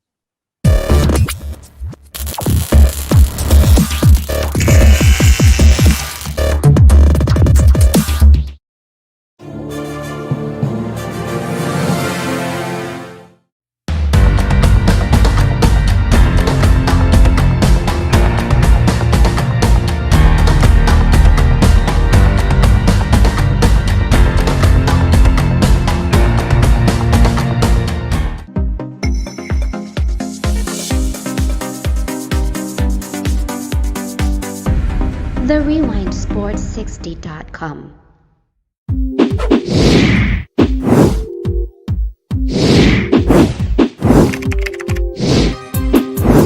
TheRewindSports60.com.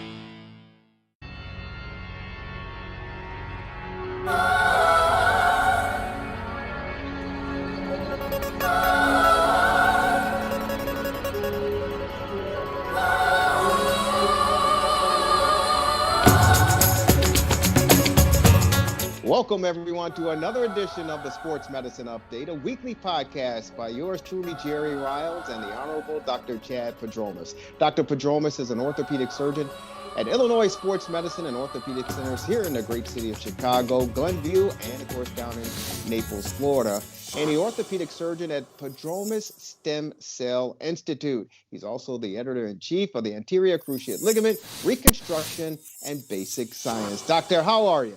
Doing great, Jerry. How about you?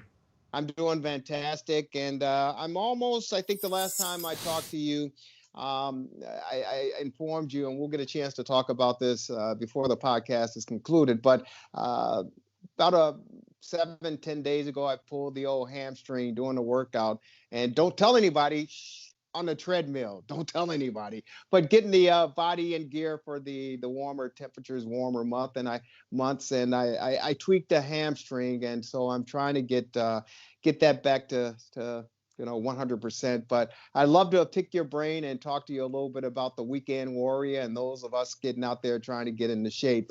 But before we get into this, Doc, I want to dive into, of course, March Madness. It's a fantastic time of the year. Unfortunately, a year ago, we missed it due to the pandemic and the shutdown of the government, and shut down the NBA in the middle part of March. And of course, March Madness, I believe, was just in the early stages before the NCAA put the clamp down on that. So unfortunately, we did not get an opportunity to crown a national championship on the collegiate level as far as basketball is concerned.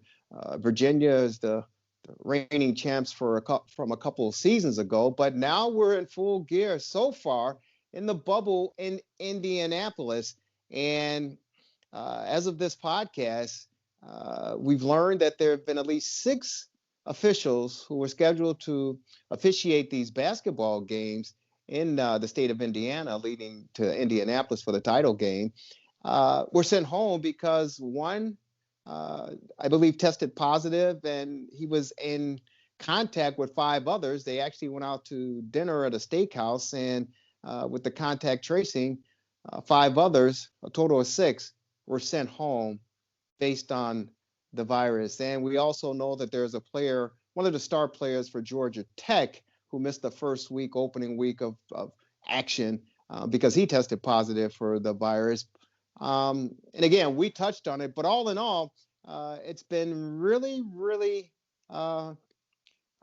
going pretty well. But I still have my doubts as far as the bubble and protecting these players, for the simple fact we're talking about 18, 19, 20-year-old kids. But from your perspective, from this first weekend of action, from what you've been able to see on the court, off the court, in the stands, the officiating, the whole 9 yards, your assessment so far?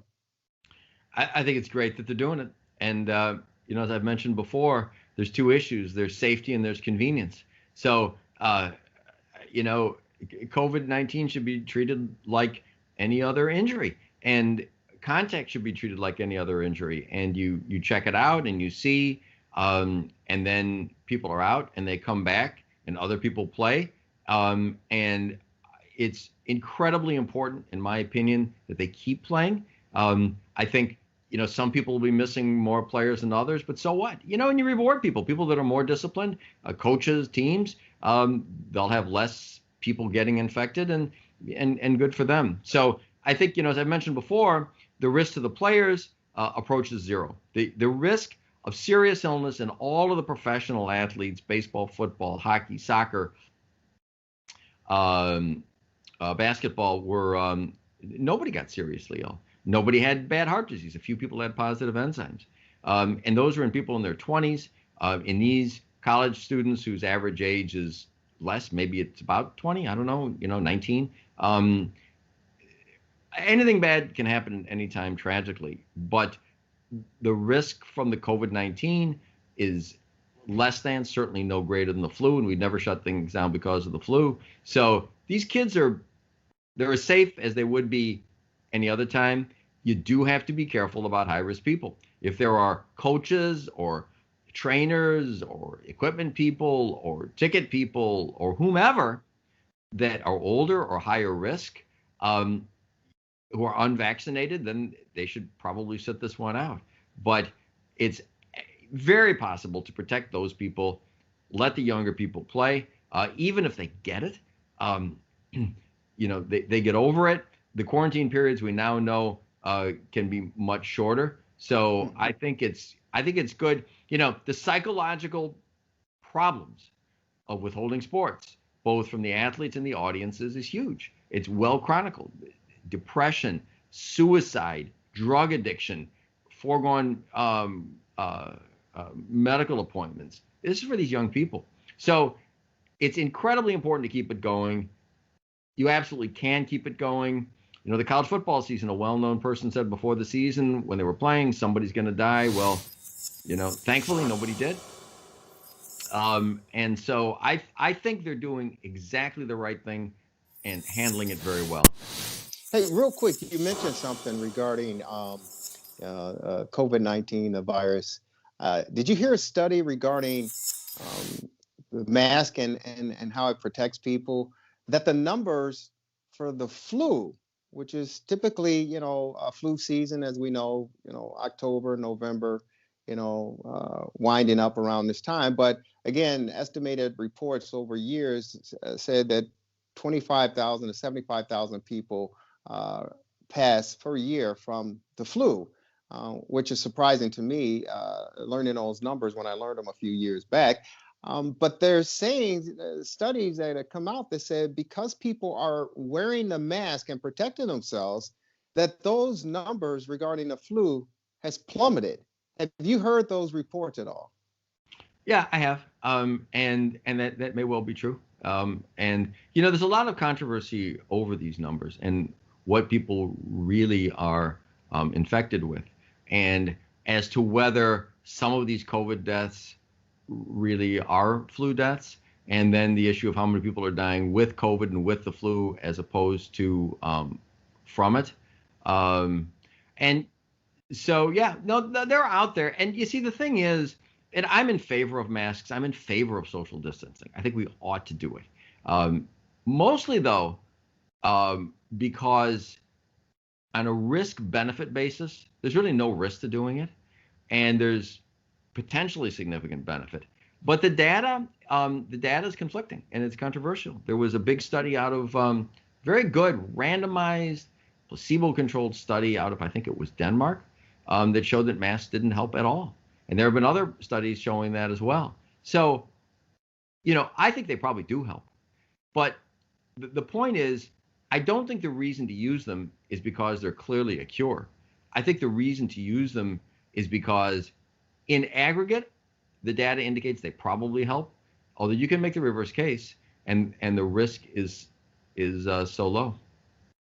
I don't think people are looking at it as the mask being a cure. I think most people are looking at it as being protection, so that you won't get sick. But I do want to talk with you regarding the world of sports and how it's affecting mainstream America, in particular the Black and Brown community, regarding the COVID-19 virus. And that there's speculation around the country and urban areas and major cities where the Black and Brown community are apprehensive to get the vaccine because they don't trust it, based on, as we talked about before and is well documented, the Tuskegee experiment and a number of other things that have been government run that's affected the Black and Brown community in the negative sense. Well, the latest is the virus, the vaccine for the virus. And think 13% of African Americans have gotten the vaccine shot. As far as the Latino Hispanic community, I think the numbers are 17 to 18%. And even in the Asian community, it's even lower than that. But when you hear about iconic figures in the sports world who are recently passed after getting the vaccine, the shot, one being Henry Aaron, the great home run slugger, 71 years of age, I believe, who got the vaccine, and then he ended up passing away. And just more recently in the news, it was Marvelous Hagler, the outstanding boxer, middleweight boxer back in the 70s and 80s, who succumbed to, well, he died, but that was recently after he received the vaccination as well. And there's dispute surrounding that, if the vaccine caused his death or it was natural causes. But regardless of if it's a myth or reality, in the Black and brown community, it's the truth. And those are red flags sent to those people in the community to say, see, this is why you shouldn't get the vaccine, because you can't trust it. Have you heard that, and your thoughts on it? Yeah, I've definitely heard it. And I applaud the Black and brown community, because the way the narrative is played out now, and I'm pro-vax, by the way. I think we should be vaccinating people. I think there are differences in priorities as to who we should vaccinate. And I think clearly vaccinating high-risk people is something that ought to happen. Why? Because high-risk people are at high risk, and the vaccine is clearly low risk. It's not no risk, but it's low risk. When you start getting down to young people, though, it's hard to know. The risks to these young people are exceedingly low. And the short-term risk of the vaccine is probably low, although none of them were approved yet for people under 16. But the other part of this is, what are the long-term effects of the vaccine? Well, if you're 80 with other diseases, long-term effects aren't really as much a part of the discussion, right? And short-term, the disease can be deadly, so go for it. When you start talking about teenagers, in whom their chances of anything bad happening if they get the disease is less than the flu, or certainly no greater, and then you say that, well, if you get the vaccine, I think short-term would be okay, but what is going to happen in 10, 20, 30, 40 years? No way to know. So I don't know. I subscribe to the Great Barrington Declaration. I discussed that months ago, which says that get the high-risk people and vaccinate them immediately. Prioritize.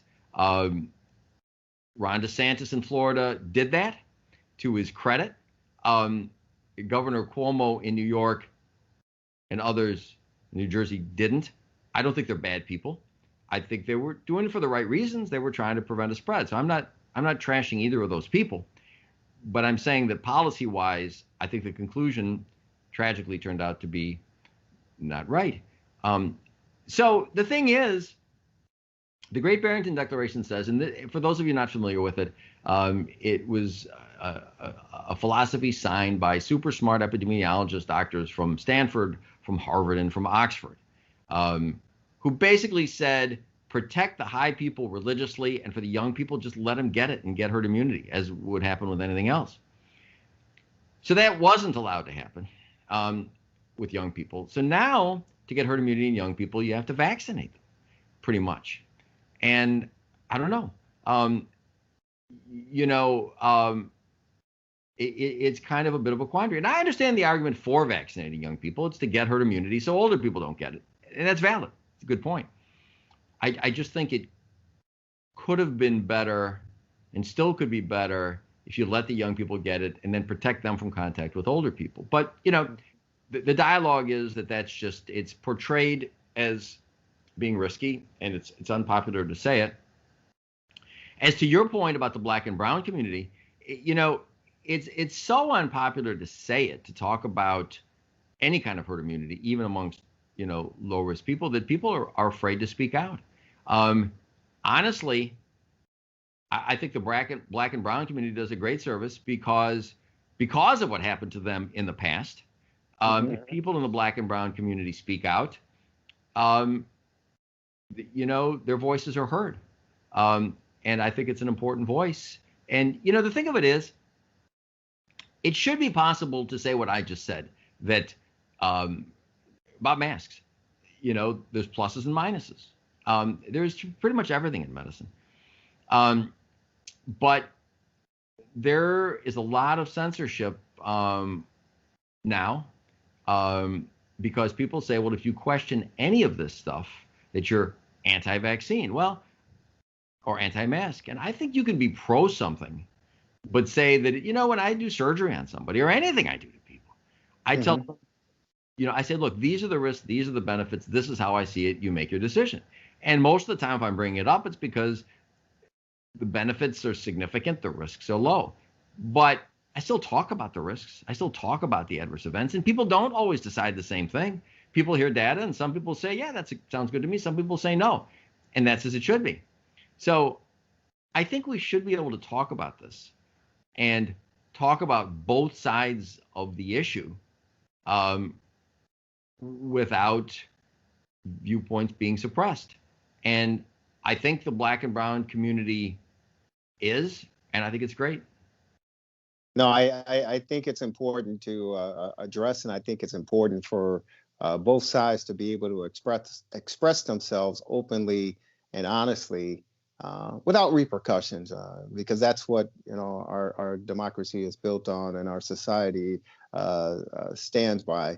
And it's just unfortunate that we've lost two iconic. It's unfortunate that we've lost anyone over the past 12, 13 months to this virus. But as important, the two individuals, the iconic individuals that we just recently lost again, and Henry Aaron, the great all-time home run slug hitter, and of course, Marvelous Hagler, the great outstanding boxer. But it is sending, ripples throughout the Black and brown community regarding this vaccination. And it's certainly going to take some time. Dr. Chad Padromas on the weekly podcast, the Sports Medicine Update. Yours truly, Jerry Riles.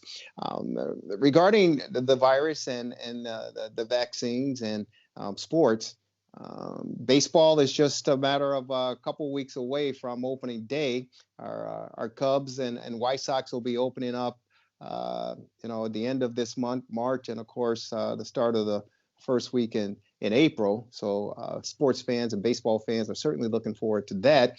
But we understand that down in Texas, the Rangers, they pretty much said, hey, listen, we're going to allow full capacity to attend our opening day ball game and, of course, the opening weekend.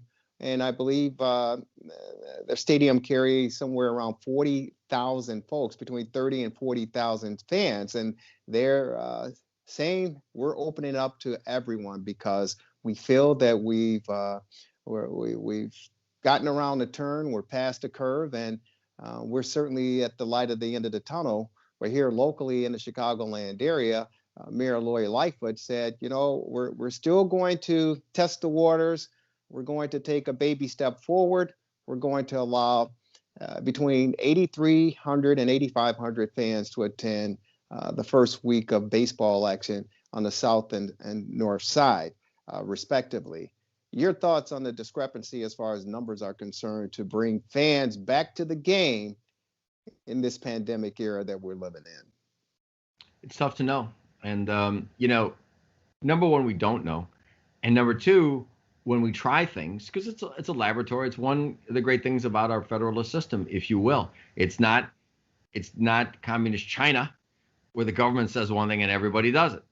And there's great virtue in trying different things that are reasonable. I think allowing full capacity where we stand now is reasonable. I think Lori Lightfoot's position is reasonable too, honestly. And I will say this to you. I think for all of the policy changes that have occurred, in general, especially recently, the consequences of greater freedom have bad things basically haven't happened.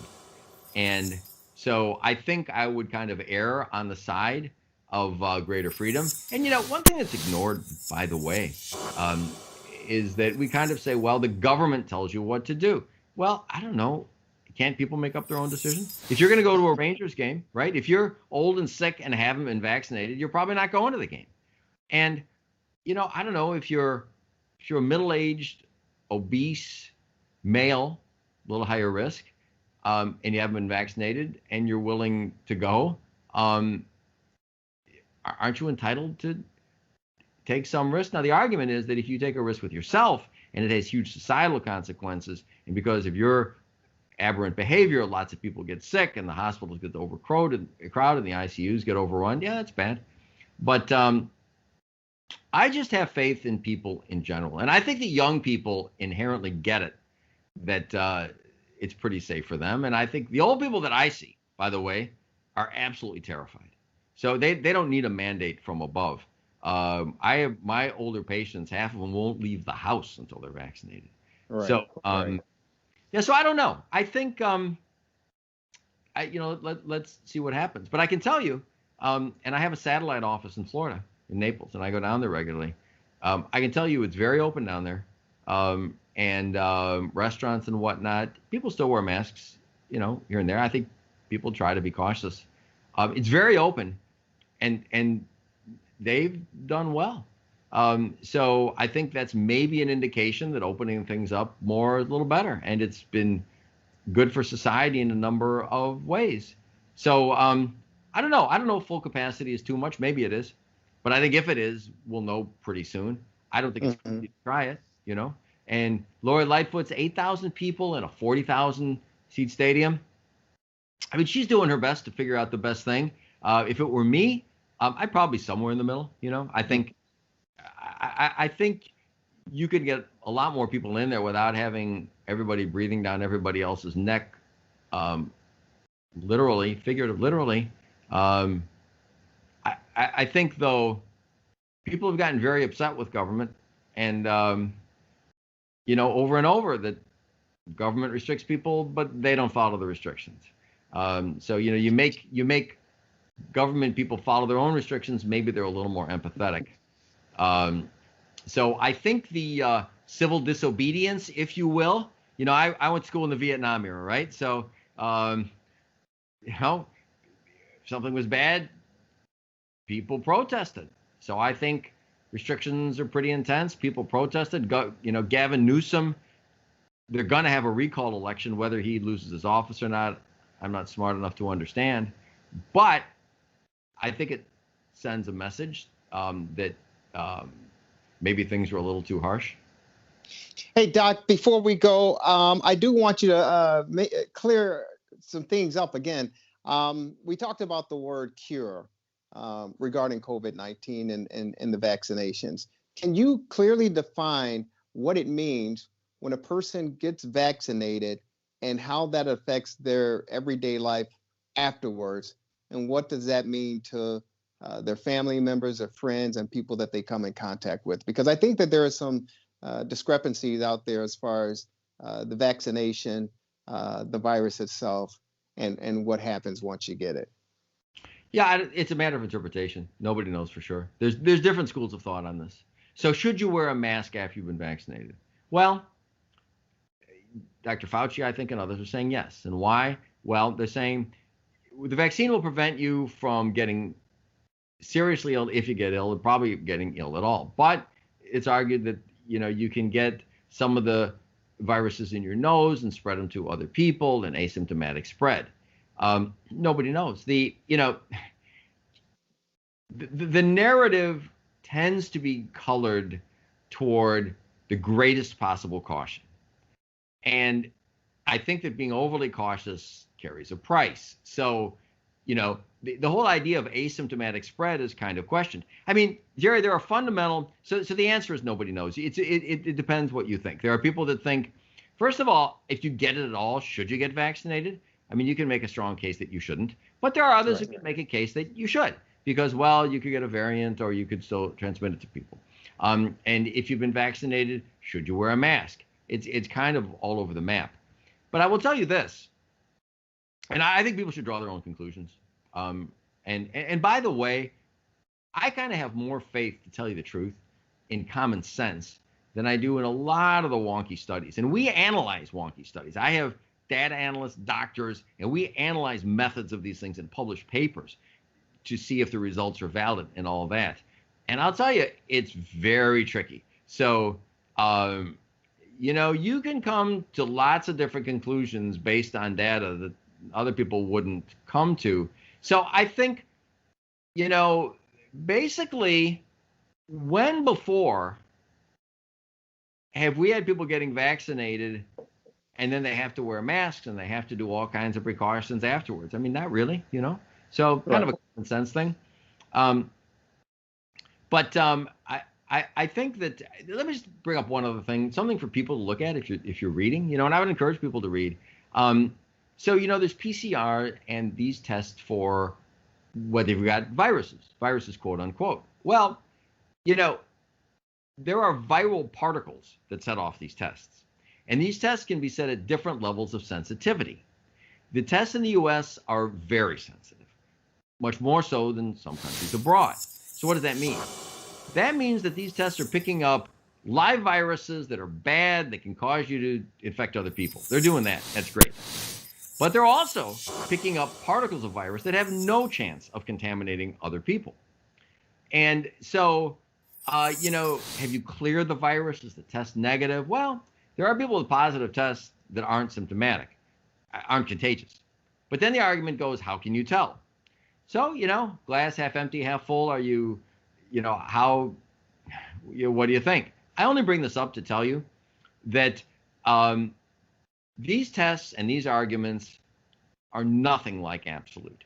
And the unfortunate thing that happens a little is that I think sometimes people in positions of power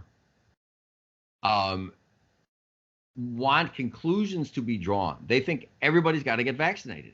And so, if we have to, how shall I say, not tell all sides of the data story, well, that's okay. Because, the thought is, well, if we tell people that maybe masks aren't effective, and probably they are, but maybe they're not, then people will stop wearing them. Or if we tell people other things. So I guess all I'm really saying is the direct answer to your question is nobody knows the answer. The other part of it is that I think people are pretty smart. I think lay people are pretty smart. And I think you should just read and question and question. Sounds good. I'm glad you mentioned lay people as well. And as a lay person myself, I'd like to address this before we're out of here. As we talked about at the start of this podcast, the warmer temperatures are certainly hitting the Chicagoland and the Midwest area, meaning 50, 60-degree temperatures. That means many of us are, eager to get out and start doing some walking, some running, some exercising, some working out. And that includes yours truly, for sure. And as I touched on, I tweaked my hamstring a few days ago. And right now, walking around, I feel I'm at 97%. But if I put any other stress or pressure on it, meaning try to do a light jog or run, I feel that pull again on my hamstring. For us weekend warriors out there, and those of us trying to get into shape for the summer months to get that beach body on, what are your recommendations on, one, preventing injuries, and two, nursing injuries, such as, i.e., the hamstring that I recently pulled? So I tell you, Jerry, I've got a very specific philosophy that I believe very strongly in. Mm-hmm. That isn't, and it's mainstream stuff. It's just not necessarily what's always offered to people.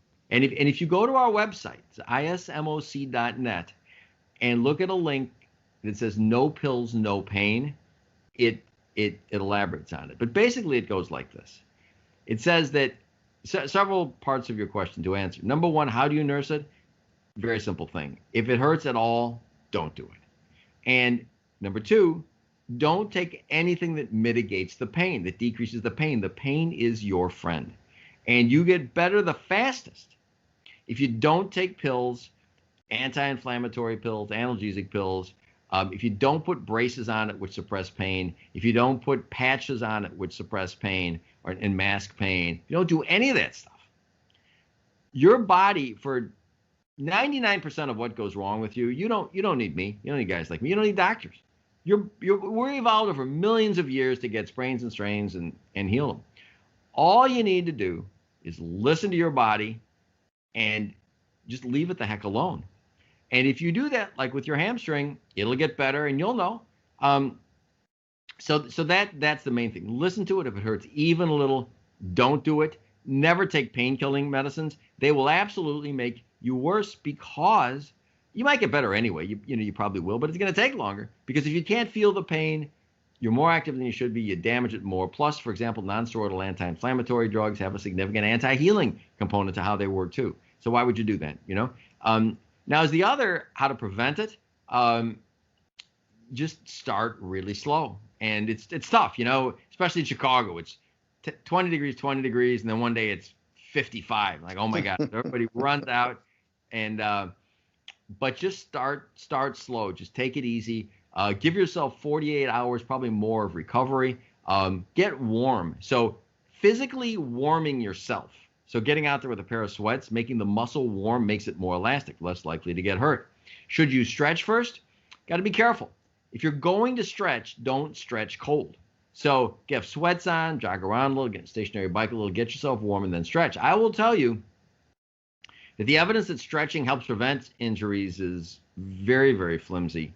But aggressive stretching can definitely cause them.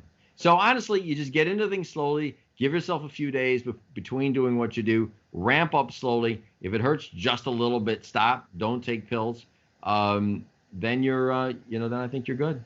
So how do you handle and thank you so much for that. How do you handle your workout? Say you're 5 weeks, 6 weeks, 10 weeks into your workout, and you've developed a good pace, a good routine, and suddenly, you tweak a hamstring, or you happen to twist an ankle, or you have, a little minor ailment or injury parts of your body. With your directions or your philosophy on how to handle things, how does that affect your workout moving forward while you're trying to nurse this injury that you have? You try to meet your goals in other ways. So, if you're a runner and you can't run, maybe get in a stationary bike, low resistance. You can get an Aerodyne bike if you got a sprained ankle and just use one leg on the pedals. And then you've got to bite the bullet. What happens is that once you're into it, you want to keep on doing it, and then you're injured and you can't, and it's just the siren song. It's seductive. All these commercials saying, don't let pain stop you, take these pills. I mean, you couldn't give people worse advice. You just couldn't. And so you just have to bite the bullet, do less. If your legs hurt you, work on your upper body, work on your core. If your shoulder hurts, do other things. Because if you push it through pain, you're going to be out twice as long. Bad things happen.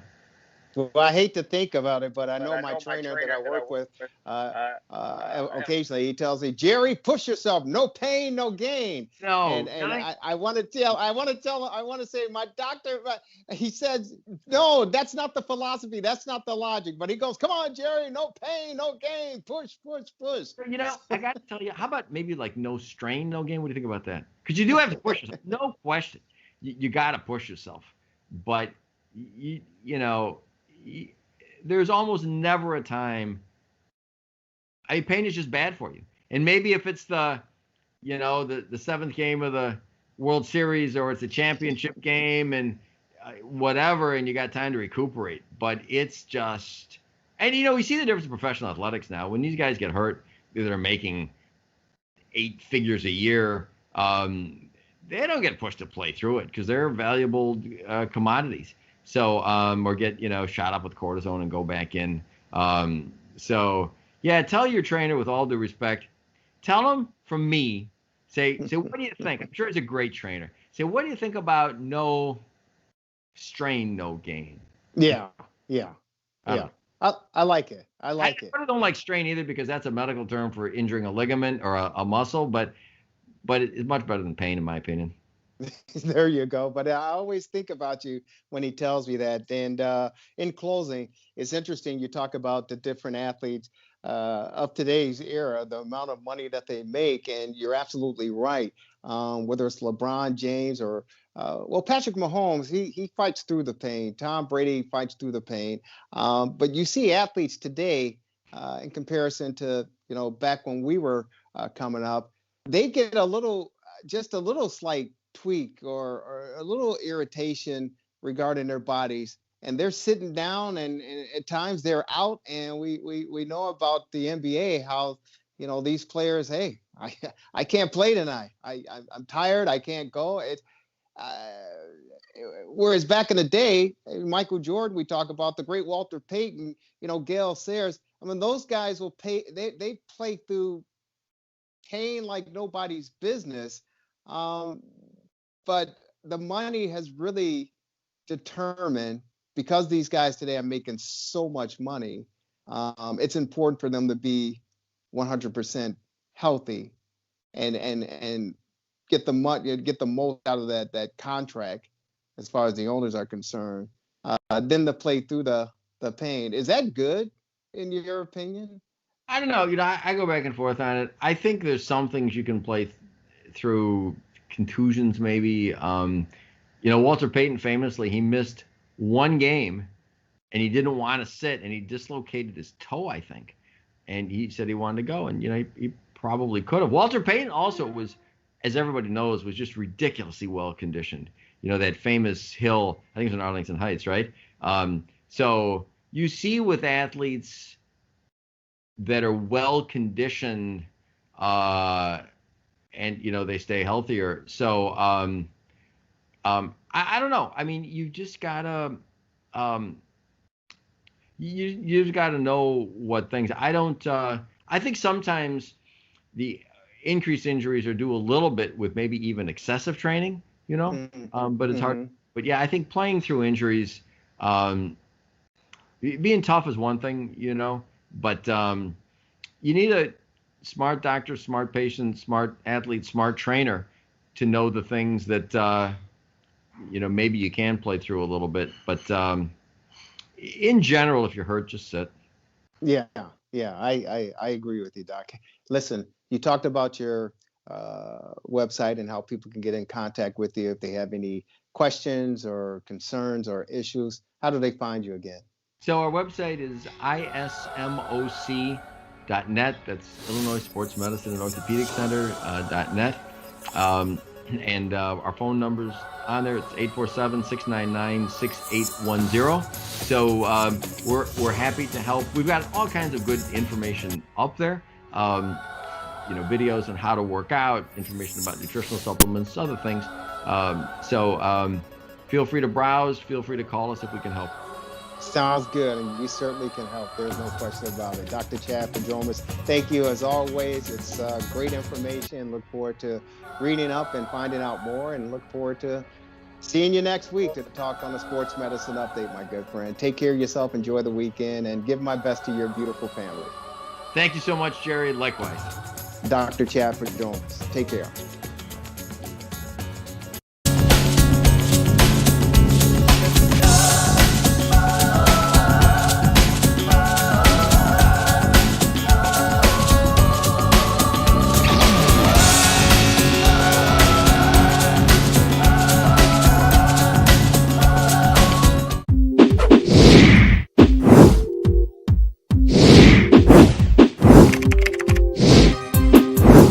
TheRewindSports60.com.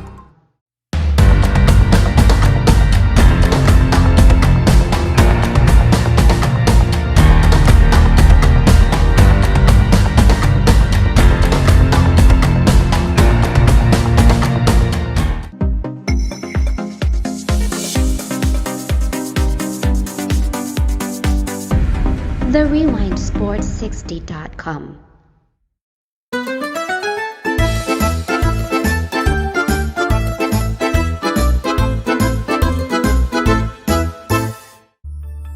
Relax,